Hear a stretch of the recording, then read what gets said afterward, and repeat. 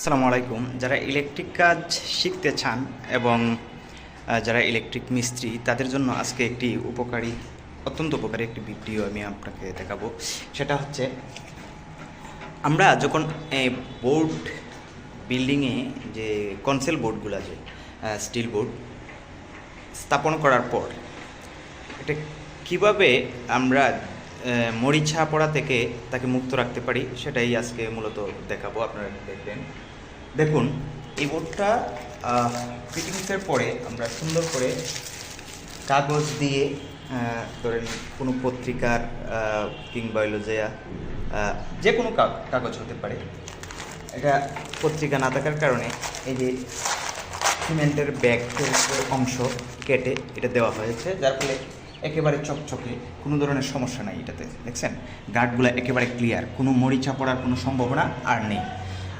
আর যদি আপনি এভাবে কাগজ দিয়ে এটারে ডেকে না দেন সেক্ষেত্রে কি হবে দেখেন।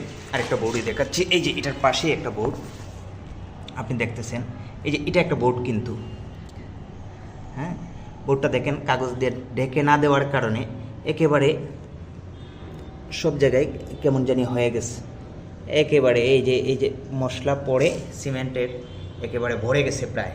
এখন এটার কিন্তু অলরেডি এই যে আপনি দেখতেছেন কিনা আমি জানি না, এই জায়গায় কিন্তু মরিচা অলরেডি ধরে ফেলছে। তো আমি আপনারা একটু ক্লিয়ার করার জন্য দেখাচ্ছি।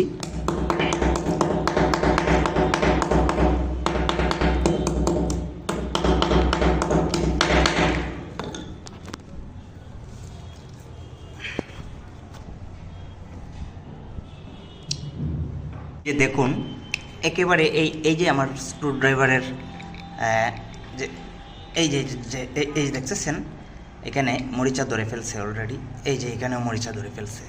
আর বোর্ডের একেবারে সব জায়গায় দেখেন সিমেন্টে কি অবস্থা হয়ে গেছে।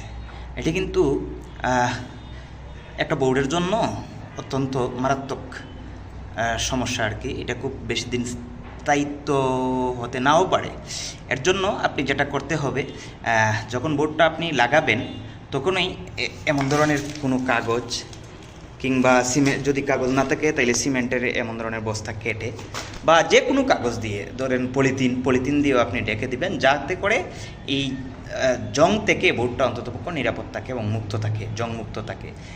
তাইলে আপনার এটা সুন্দর করে আপনি পরবর্তীতে সুইচ লাগাতে পারবেন এবং গার্ডগুলা ভেঙে যাবে না। আর এটাতে যখন আপনি স্ক্রু টাইট দিবেন তখন আস্তে আস্তে এই গার্ডটা আস্তে আস্তে ভেঙে যাওয়ার সম্ভাবনা থাকে। আর যখন আপনার এটা